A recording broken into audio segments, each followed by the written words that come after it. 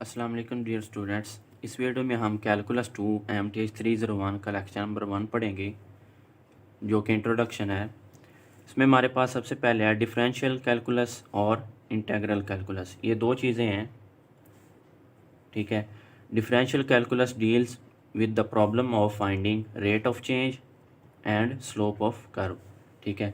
ये rate of change और slope of curve जो है वो नेक्स्ट लेक्चर्स में हम डिटेल से डिस्कस करेंगे। नेक्स्ट है इंटीग्रल कैलकुलस एनेबल्स अस, यानी कि इंटीग्रल कैलकुलस जो है वो हमें इस काबिल बनाती है। ये चार चीज़ें लिखी हुई हैं इनको फाइंड करने के लिए। To calculate length of curves, यानी कि जो हमारा फंक्शन है उसकी जो कर्व है उसकी लेंथ फाइंड करने के लिए हमें जो मदद करती है वो है इंटीग्रल कैलकुलस।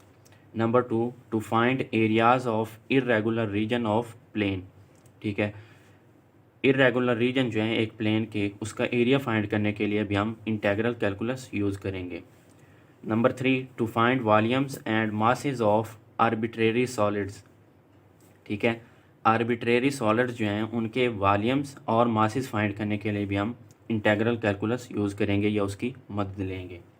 नंबर 4 है to calculate future location of body from its present position and knowledge of forces acting on it.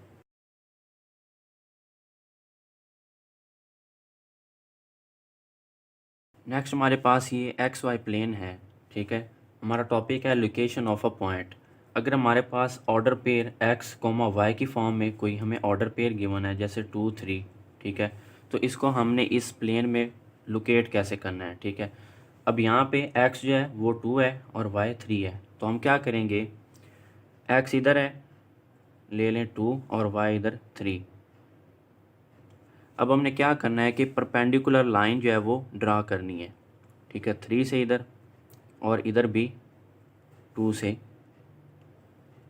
अब जिस पॉइंट पर ये मीट कर रही हैं वो ये ऑर्डर पेयर का पॉइंट होगा 2 3, ठीक है। कोई भी पॉइंट आपको गिवन हो उसको आपने क्या करना है, इस एक्स वाई प्लेन पे ड्रा करना है, फिर उसको लाइंस लगा लेनी है, जहाँ पे वो मीट कर रही हो, जहाँ पे इंटरसेक्ट कर रही हो वो उसका पॉइंट होगा।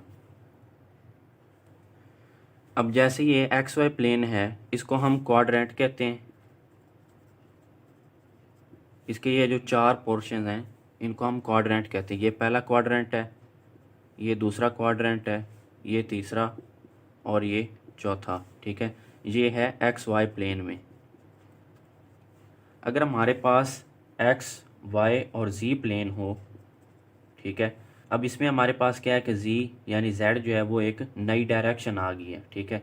जैसे ये एक्स की डायरेक्शन है, ये वाई है, ठीक है, तो इसको हम ऐसे ड्रा करते हैं,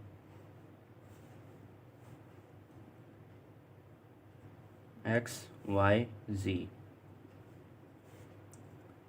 ठीक है। अब ये 3D में है तो इसके अगर हम क्वाड्रेंट्स बनाएं तो वो 8 बनते हैं, उनको हम कहते हैं ऑक्टेंट,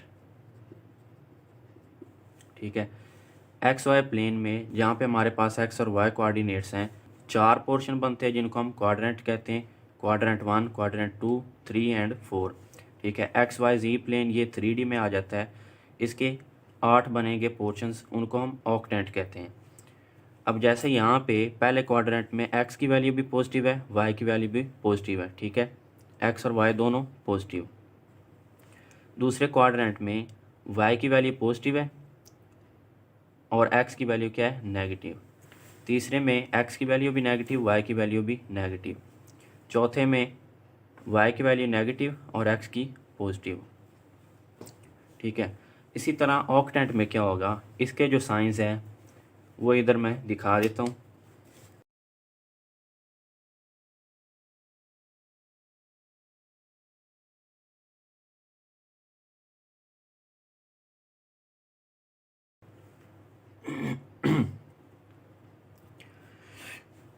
फर्स्ट ऑक्टेंट में एक्स वाई और जी तीनों पॉजिटिव होंगे, ठीक है, ये एक्स वाई और जी को रिप्रेजेंट कर रहे हैं, ठीक है।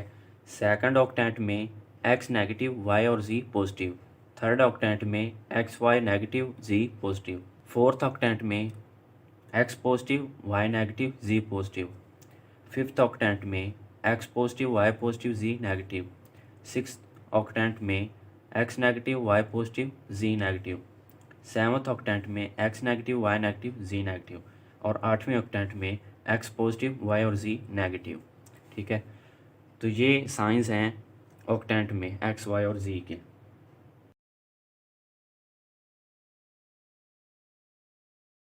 नेक्स्ट हमारे पास है कॉन्सेप्ट ऑफ अ फंक्शन। ठीक है, फंक्शन में क्या होता है कि एक वैल्यू जो है एक क्वांटिटी दूसरी क्वांटिटी पे डिपेंड करती है। For example y is equal to f of x है, इसमें एक इंडिपेंडेंट वेरिएबल है और एक डिपेंडेंट वेरिएबल है। अब यहाँ पे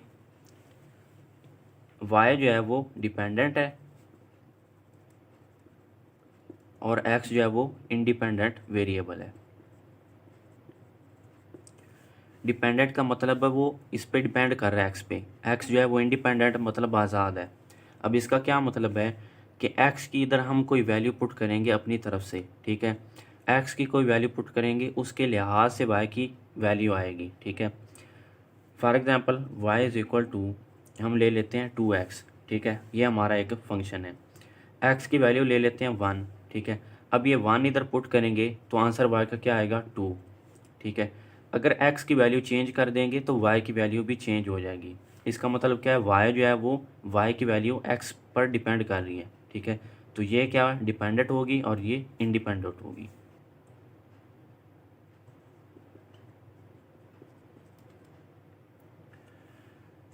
ये हमारे पास सर्कल के एरिया का फार्मूला है, A is equal to pi r square. ठीक है, अब इसमें जो एरिया ए है ये डिपेंड कर रहा है रेडियस पर और पाई पर। ठीक है, तो इसमें क्या है, ये डिपेंडेंट वेरिएबल है ए, और आर रेडियस जो है ये इंडिपेंडेंट वेरिएबल है। इसी तरह V is equal to x cube, हमारे पास क्यूब जो है उसका वॉल्यूम। ठीक है, अब यहाँ पे एक्स जो है वो उसकी क्या है, लंबाई ज़रब चौड़ाई ज़रब ऊंचाई। ठीक है, ये इंडिपेंडेंट है और ये डिपेंडेंट है। अगर हम एक्स की वैल्यू इधर चेंज करेंगे तो वाई की वैल्यू चेंज हो जाएगी। इसका मतलब वी जो है वो इस पर डिपेंड कर रहा है एक्स पर, तो वी क्या है, एक्स का फंक्शन है। अब ये जो दो एग्जांपल्स हैं इसमें एरिया और वी जो है वॉल्यूम, उसमें एक एक फंक्शन यूज़ हो रहा है, आर रेडियस, यानी कि इधर एक फंक्शन पर डिपेंड कर रहा है, इधर एक्स है। ठीक है, एक और एग्जांपल लेते हैं, उसमें हमारे पास है A is equal to L W. L यहाँ पे लेंथ है, डब्ल्यू विड्थ। ये हमारे पास रेक्टेंगल का फार्मूला है। ठीक है, लंबाई ज़रब चौड़ाई। ठीक है, अब यहाँ पे ये दो फंक्शंस हैं, एक लेंथ है और एक विड्थ है। तो एरिया ए जो है वो रेक्टेंगल का एरिया है जो है वो क्या है, लंबाई पे भी डिपेंड कर रहा है और चौड़ाई पे भी डिपेंड कर रहा है। तो इसका क्या मतलब हुआ कि ए जो है वो फंक्शन है एल का और डब्ल्यू का। ठीक है, इसी तरह V is equal to L W H. L यहाँ पे लेंथ है, डब्ल्यू विड्थ है और एच हाइट है। ठीक है, एच हाइट है। ठीक है, अब वी वॉल्यूम जो है वो यहाँ पे 3 टर्म्स पर डिपेंड कर रहा है। तो वी फंक्शन हुआ लेंथ का, विड्थ का और हाइट का। तो ये बेसिक कंसेप्ट है फंक्शन का, इसमें एक इंडिपेंडेंट वेरिएबल होता है और एक डिपेंडेंट। ठीक है, फंक्शन के एक और सादा सी डेफिनेशन ये है कि फ़ंक्शन एक ऐसी मशीन है जिसमें हम इनपुट देंगे तो हमें उसके करस्पॉन्डिंग आउटपुट मिलेगी। ठीक है, तो ये था लेक्चर नंबर 1 कैलकुलस 2 का। उम्मीद आप सबको समझ आ गई होगी, फिर भी कहीं से समझ ना आई हो तो आप कमेंट सेक्शन में पूछ सकते हैं।